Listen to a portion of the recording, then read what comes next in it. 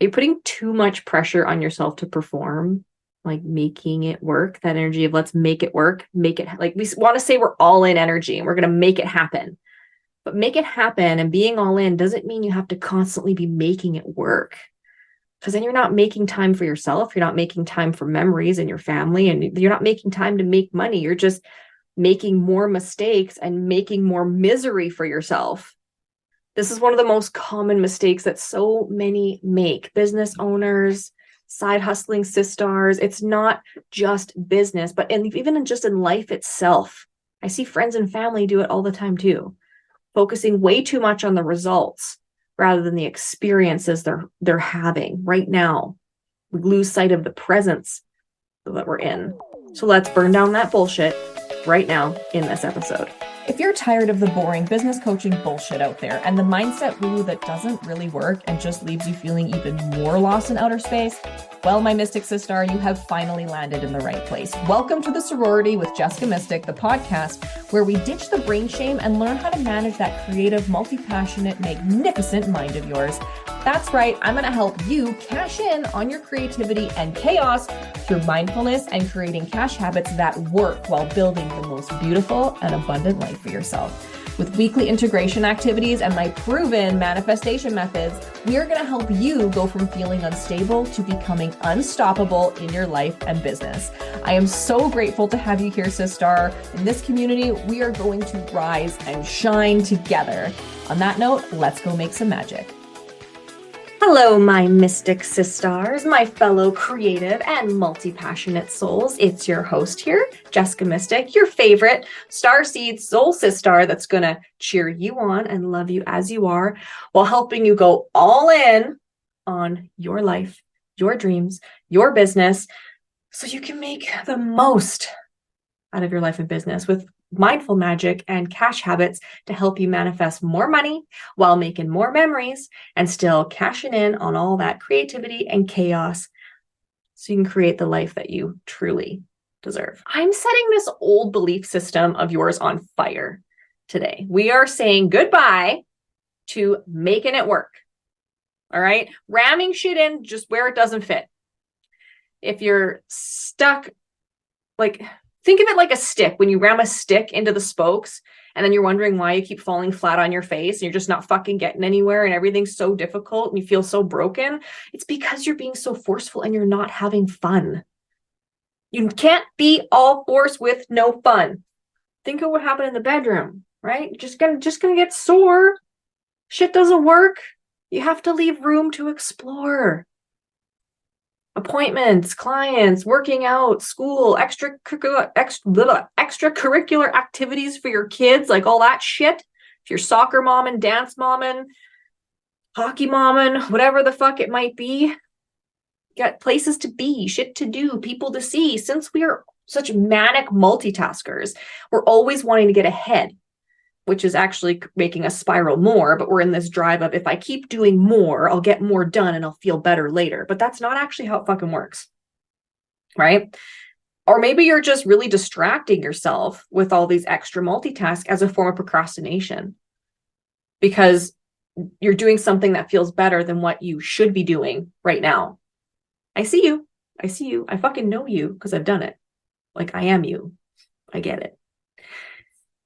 Making more of a mess and it's like the doom piles, right? We make these piles and then we stash them away and then we're left with all these fucking piles of shit we got to go through. When you're making more of a mess, it's because your idea of cleaning it up is so much more endless and it's so overwhelming, right? So we keep making more of a mess because we kind of just accept defeat. And well, if I just keep doing this, I'll have time for this later. But that's not how it works. It just keeps piling up. And then we keep spiraling. So let me ask you this. In those moments when you finally find time for you or yourself, either by choice or by accident, whether the kids are at your mom's or at a friend's house, or they slept in for an extra hour, or whatever it is, when you have all of a sudden a magical hour of time to yourself, do you glitch the fuck out? Do you not know what to do with yourself in that moment? A list just begins to scroll in your mind's eye of all the things you should or could do with yourself. your body is just screaming. Your nervous system is like, oh my God, I just want to take a nap. I just want to chill the fuck out. I just want to rot on the couch like a big lump and just stuff my face with food and do nothing. It's not like you don't want to be alive, but you just don't want to exist. But at the same time, you want to get your shit done. You want to get ahead. So you feel lost and you're so overwhelmed with this choice of relaxing or getting ahead and being productive that in this gap of time that you've been gifted, it's that classic analysis paralysis where anxiety just starts to rise. The clock is ticking. You haven't done anything. You're not getting ahead. You're not doing anything that you want to be doing right now. And all this time is being wasted. Like we have this, I don't know about you. I say we, because I assume that you're kind of like me, but I have like this, I've had to work through this a lot where it's like, you never have enough time. Time is so fleeting, but I really struggle with that because the control freak in me, I want to hold on to everything. That's what creates that hoarding, right? We want to hold on to memories. We hoard every card, we hoard everything, and we try to hold on to everything so tightly, but then we end up fucking forgetting it all because there's so much shit that we can't even see the stuff that we're trying to hold on to. It's just buried in these doom piles and drawers and closets of shit that we've been collecting and holding on to so tightly. And then the moments are gone. Just like that block of time you had, it's gone. And then we feel the doom and gloom, it's gone. We can't get that back. We've wasted our time, it's gone. Just like money. Get a little frivolous, spend some money on yourselves, the shame and guilt seeks in. It's gone. It's gone. We always anchor into like what's missing, that lack, that shame. It's gone. I fucked up. This is one thing I've fallen into over and over and over again, especially with my creative, chaotic as fuck creativity cycles. Like they come on strong. They are a force. I am a manifester. And I don't just mean that in the sense of making shit happen and manifesting money and magic and calling in my cosmic cash. No, this is like, I'm a manifester by human design. I started looking into this last year and I found it very interesting how cyclical my creativity is. And I always felt shame for not being able to keep a consistent flow throughout the year, but I've learned how to work with my nature, with my energy. I burn bright. Like I burn bright. And I have a tendency to fixate and hyperfixate until I burn the fuck out. Fully burnt out. I was like, even last May, the last time I was in the hospital for burning too bright. I was in May. And I'll never make that mistake again. I thought I was actually having a heart attack. I was driving my car. I was talking to my mom. And all of a sudden, I couldn't feel my hands. I couldn't feel my arms. I was starting to black out. And then the anxiety kicked in, which made it so much worse. And usually when I had a panic attack, I have like a tightness in my chest or I can't breathe. I feel my heart pounding, but this was different. And I thought, I'm dying right now, or I'm going to get in an accident. I was on my way to pick my kids up from daycare. And I started to think, I'm not going to see my kids again. Because I was burning too bright. I was doing too much at once. I was in pain. I had a lot of inflammation. That pain was then also attributing to this because trying to sit in the vehicle and drive, my stomach hurts so much. This stress is such a dangerous thing. When you are living and operating in that energy of I have to, that pressure you're putting on yourself, that's making your cortisol levels rise. On a physical, measurable level, your cortisol levels are ruining you. They are cancerous. Stress gave me cancer. I should have learned this lesson, but I still fall into it because that's how my brain works. That's the way I'm wired, and I have to be mindful of it. This comes from the old stories, my military upbringing, performance. All the years of like trying to prove myself in the tattoo world, performance. Performance is productivity. Productivity is worth. Without work ethic, I'm worthless. And those are the things I constantly have to remind myself that it's okay to make space. It's okay to breathe. I am safe when I'm not creating. I'm safe when I say no. I need to protect my peace. This is what really led me to create ways that make the most of my time and schedule without that supernova effect. Because it is so dangerous. You don't realize how much you're poisoning yourself with this false belief of productivity, and that it's like toxic productivity. It is a poison in the back of your mind that is leaching through your physical body. So I want you to do a little bit of a self-check and reassess this. This is what led me to create and develop the time hacking program, this program is what my free masterclass is. I actually decided to offer it for free this month. And if you haven't signed up, here's a good reminder. You should go to my link in bio or in the show notes or wherever you're going to find this link. You want to go to that link in the show notes and you want to sign up for that free class, because if you are feeling this way, if you can relate right now, you need to learn how to time hack and make that time for yourself. You should do that now so you can stop falling into the same ticking time bomb bullshit and suffering from the too much to do disease. It is slowly killing you. That shit is deadly. Don't fucking kid yourself. We are always fighting the pressures of the ticking time bomb. It's a constant countdown to the next thing.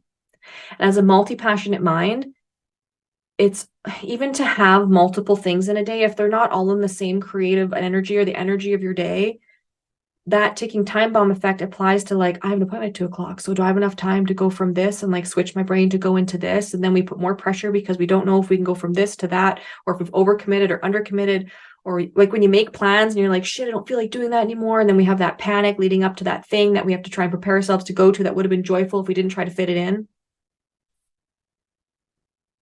Sound a little familiar? It's not your fault. Why don't you give yourself grace for a second, because this is totally fucking normal. People don't talk about it being normal.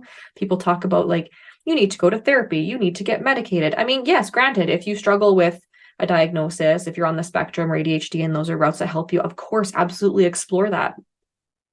But mindfulness, regardless whether or not you seek those other things, mindfulness is going to help you save your sanity now.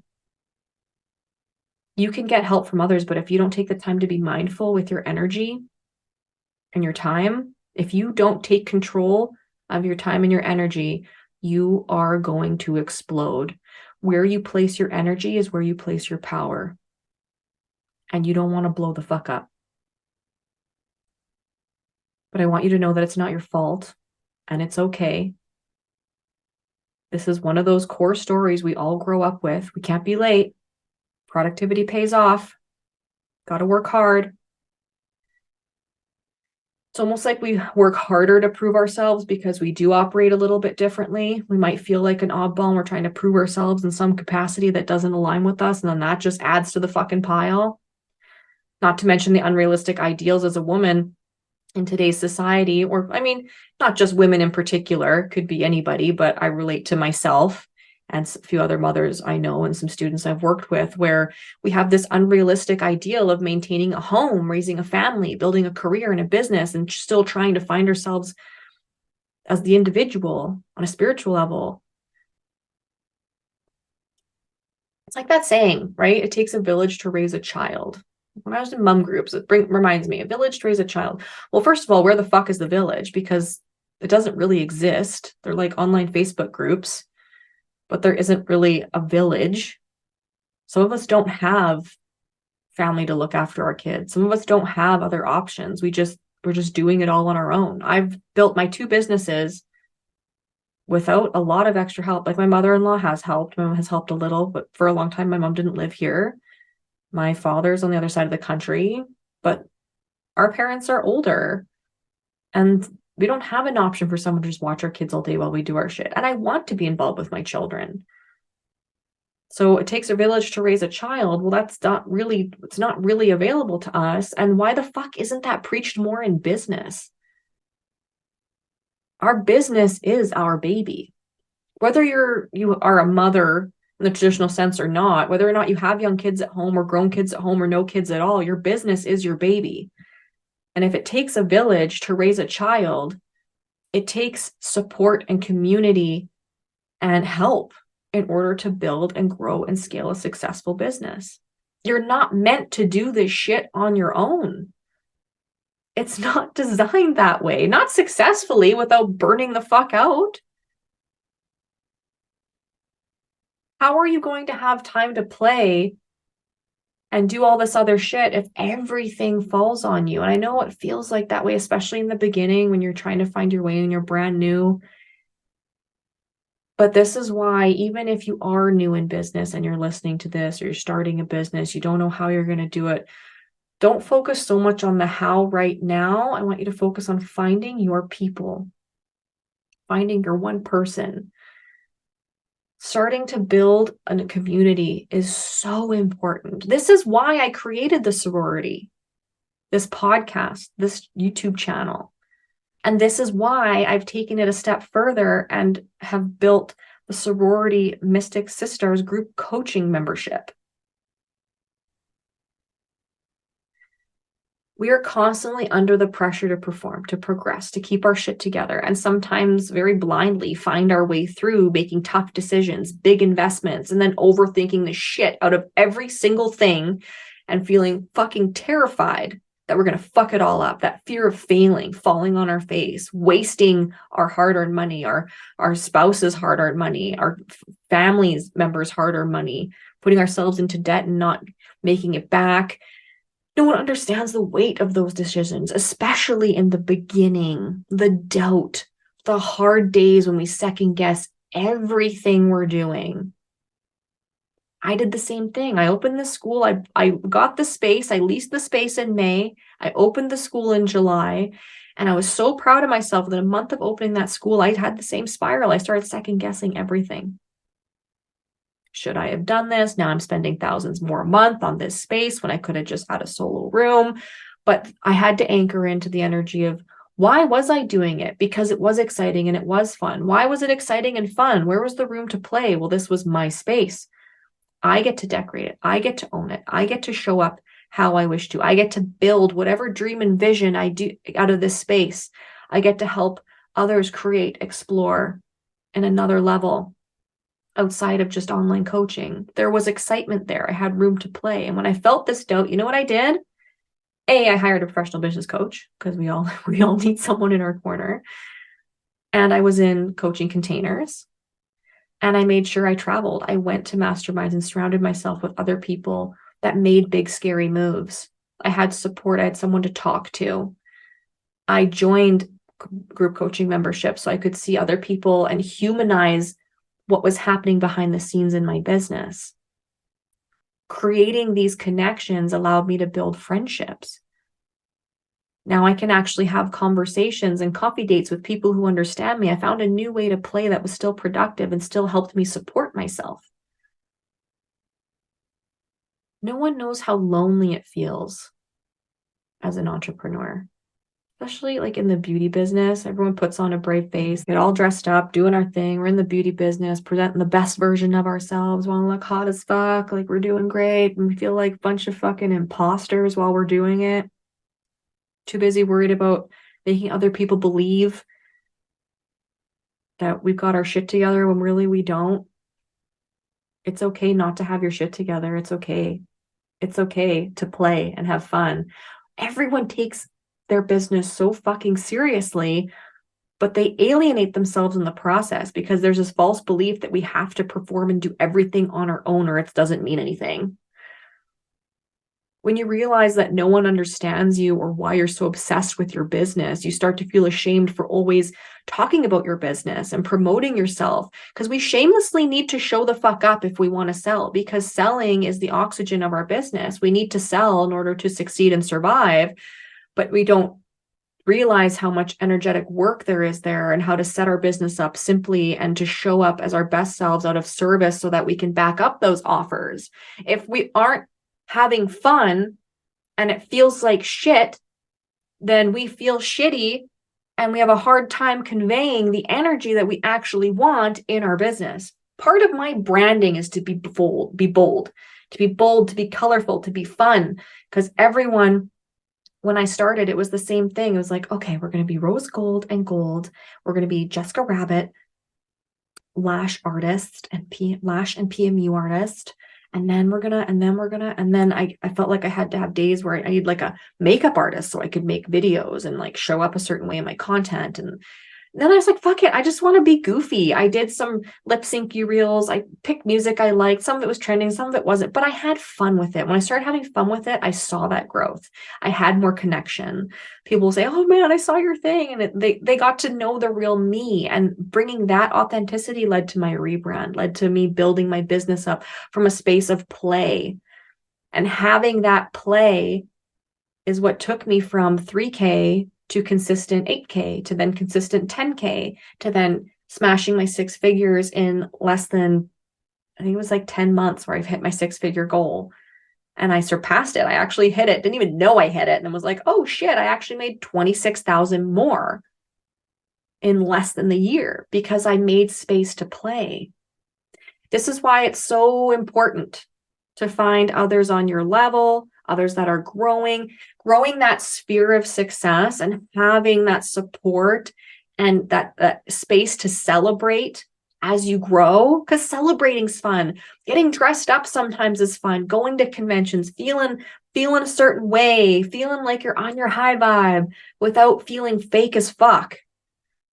This is where you find other like-minded individuals. You don't need everyone to be on your level, but you're going to find a few fucking people that are, and it's going to light you up, and you're going to feel seen. You're going to feel heard. You're going to feel like you're a part of something bigger. It takes you away from just feeling like you have to do this for your bank account, for your business. And it becomes more. It grants you space to actually evolve and be yourself as you become this next version of yourself. Isn't that what it's about? To be anchored in your purpose and to experience this life and to lead and impact through your existence, through your business, to create from a place of purpose. Giving yourself room to explore and feel supported as you go through that inner work and gain the clarity that you need to rise above, to truly shine, and celebrate all of the challenges you walk through as you grow. Instead of falling into that story where you know how we say we have to push through the tough times? Yeah, push through it. Well, I mean, it can be true, especially when you need a good shove to keep the momentum going, like those days where we're kind of dragging our feet, we're feeling really heavy and like unmotivated. But this comes from like that pressure you're placing on yourself. When you say you have to push through, you have to make sure you're careful with how you imply that, or how you have the intent behind pushing through. Are you pushing through like a helpful push through, like nudge you through it so you can come out the other side better? Or are you coming from like this pressure to perform? When I was tattooing, it was more about people pleasing and performance rather than the deeper rooted purpose. As a healer, I'm a healer at heart. I tattooed people to connect with them. The clients that gave me the most pleasure when I was tattooing are the ones that gave me room to play and create for them a true piece of art for them. I was gifting. It was an act of service. I'm a gift giver, and I was able to do so in act of service. I was just falling into that love language of giving. I wanted to have my intuition flow. Like I would create pieces. I would psychically tap in when creating artwork. And it was a process. I didn't just bang shit out. I would do 2 or 3 versions of things for people. And to draw something, on average, I spent 6 hours at home prepping for a client, which, you know, honestly, many could do an hour or 2, but for me, it was on average 6 hours, because I would almost meditate on it. I would tap into that person. I would create these pieces. I even had clients come and be like, oh my God, like this piece, that ring you drew on that hand, that's my grandmother's ring.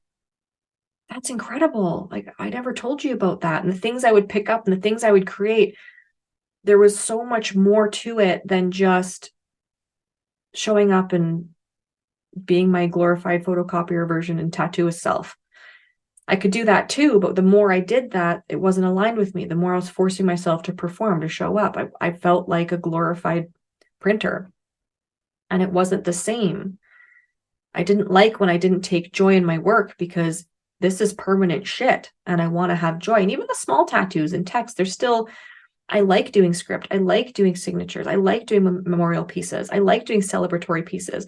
But when I was doing stuff that wasn't aligned with me, or fitting people in that weren't the right energy for me, that I shouldn't have been working with, it was a struggle. It was very draining. And I started to resent how something I loved so much became more of a job, and it wasn't working for me. it was such a struggle, and the struggle of trying to prove myself, make a name for myself, and fall into all that traditional bullshit that comes along with the tattoo industry side of things, especially when I was scaling and growing and learning. Things are a little bit better now, but I mean, there's still a definite culture in the industry in some regard.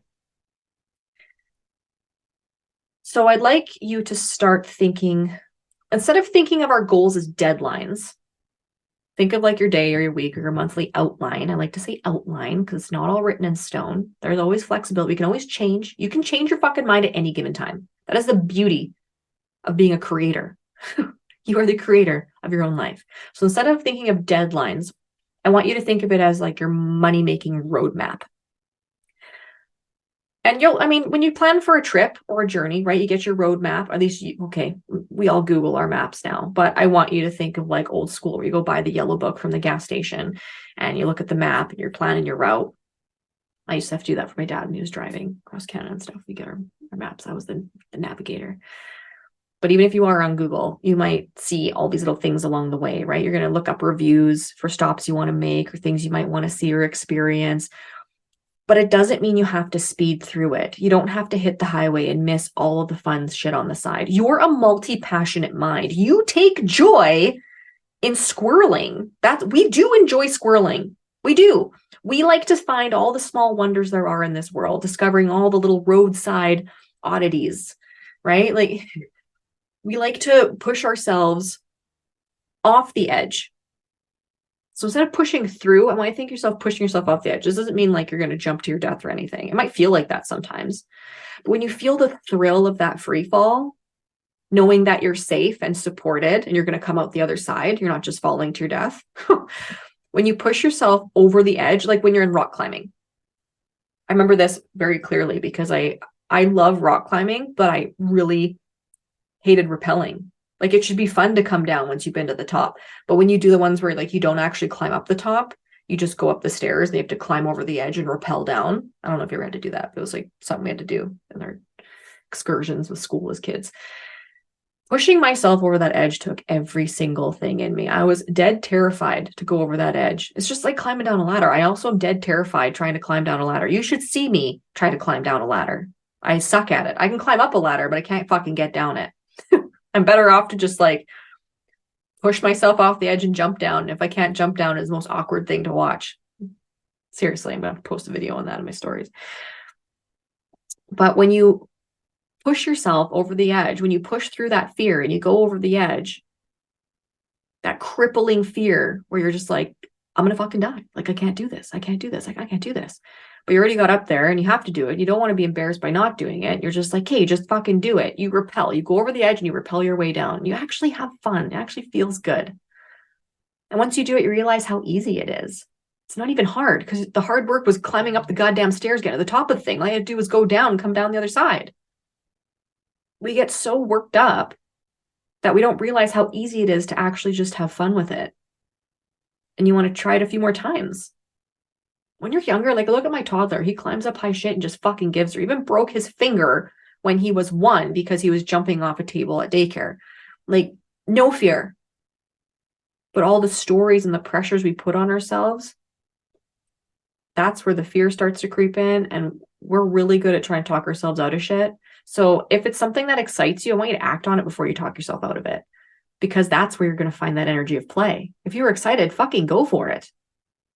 Act on it before you talk yourself out of it. Give yourself time to explore, time to immerse yourself in the experience of this journey. Why not? Why not enjoy something? Enjoy the process.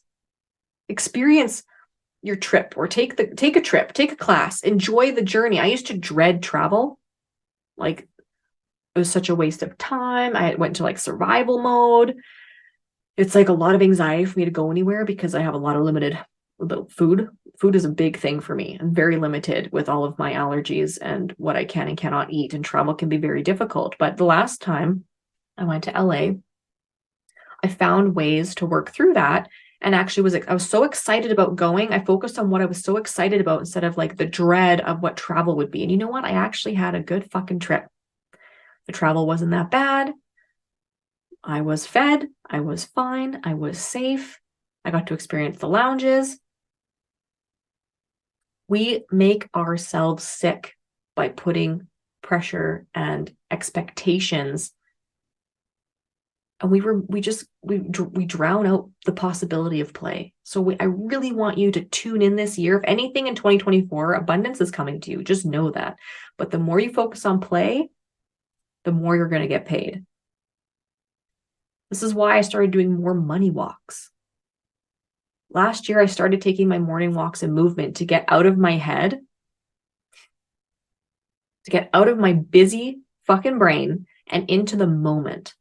But it didn't start that way. You see, originally it was out of this, I was going through a really bad phase during my body dysmorphia. It ebbs and flows, and I was in a really shitty point. And I'm like, I need to work out. I hate the way I look. I need to go for morning walks. I need a morning workout routine. I tried working out from home, and it made me feel worse about myself. And then I started doing morning walks, but then I started resisting to do it because it wasn't fun, because I felt like I was forcing myself to do it. I was forcing myself to work out because I was doing it out of hatred for my body. But when I started doing them as a form of nature bathing, as a ritual, as a form of calling in abundance, listening to affirmations, grounding myself, I listened to gratitude meditations and affirmations. I listened to money affirmations. I listened to abundance walks, walking guided meditations. Shout out to Tiffany. I listened to lots of different things that would help me lean more into the moment. And I slowed down. Like, I can walk around that lake in 10 minutes. And I would feel like, oh, it's not enough. I need to work out. It needs to be 30 minutes. It doesn't. I can do 10 to 15 minutes. That's fine. I can also slow down. I'll meander. I'll be walking and like, oh, I'll see there's like some pine trees, and I'll just go walk amongst the trees and bathe myself under their energy. I'll go find random trees that I can walk under and bathe under their energy, and I nature bathe, and I take joy in it. I explore as I walk. I wander with wonder. And when I started doing that, I began to crave them. That's how I set up space for myself in the day.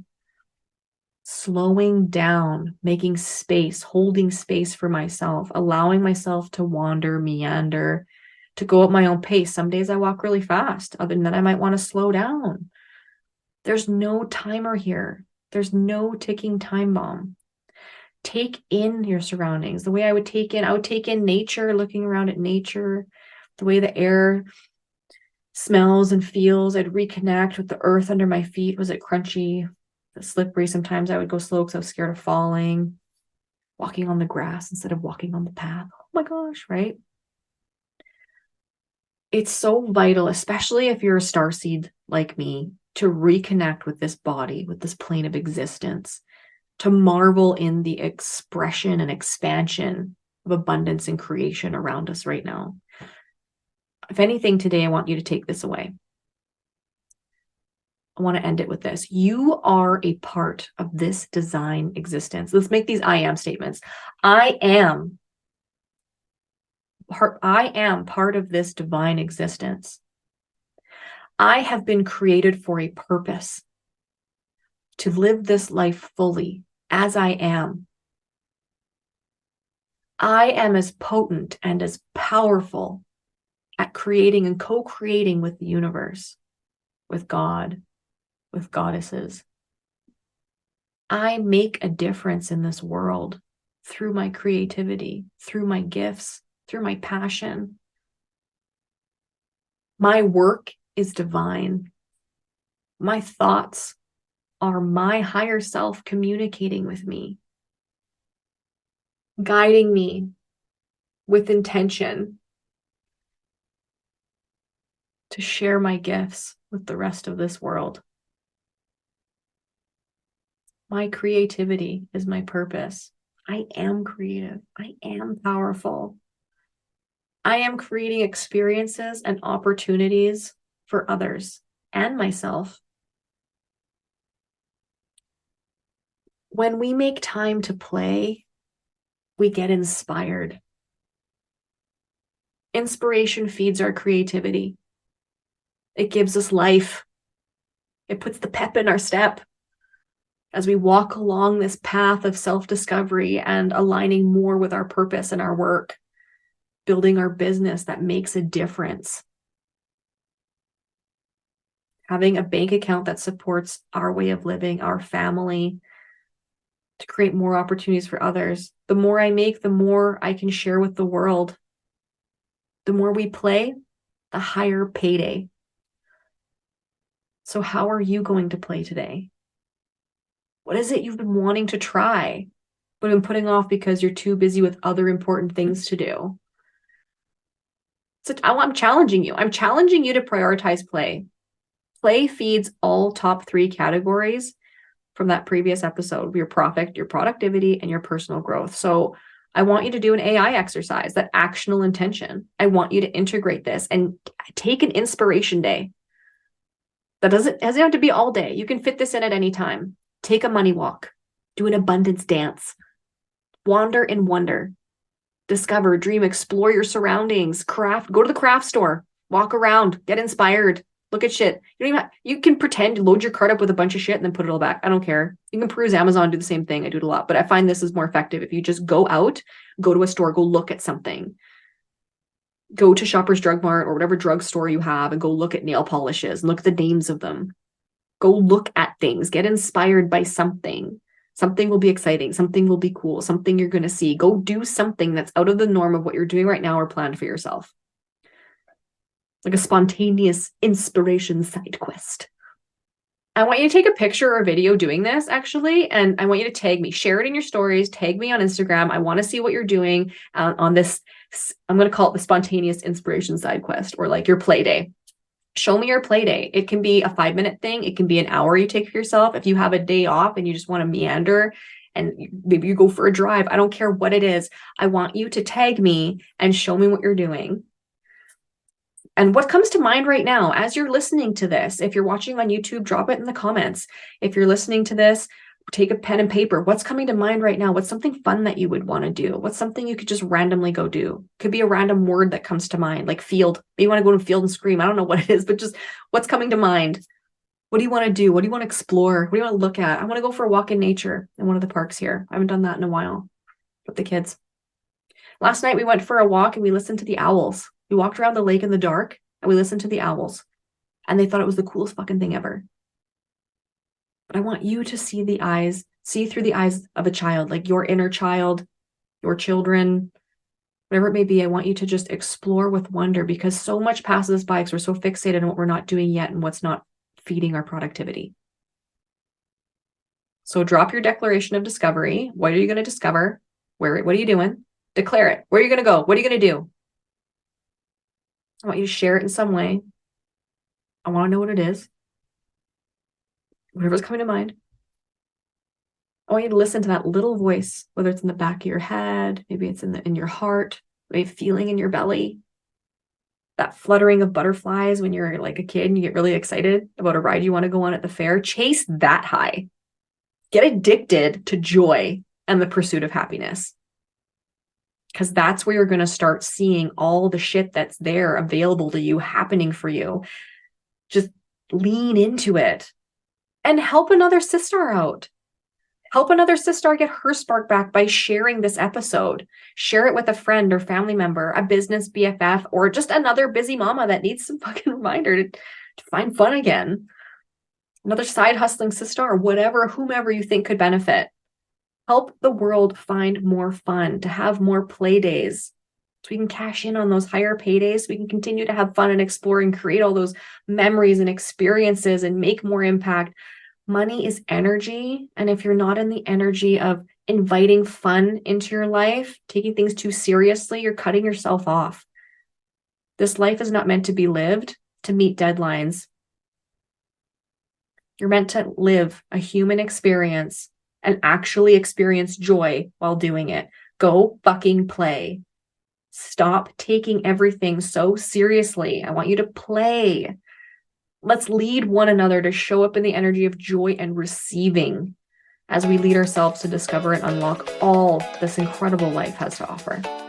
If you love this podcast, be sure to follow, rate, or even give our sorority a 5-star review on Apple Podcasts. While you're at it, you can even subscribe to the YouTube channel. Better yet, share this episode with your BFF or another business bestie. Not only will you put a huge smile on my face and fill my soul with pure joy, but you're also going to help show others that there's real value here for them too. Not to mention help build our community. Much love, many blessings, and shine on, SiStar.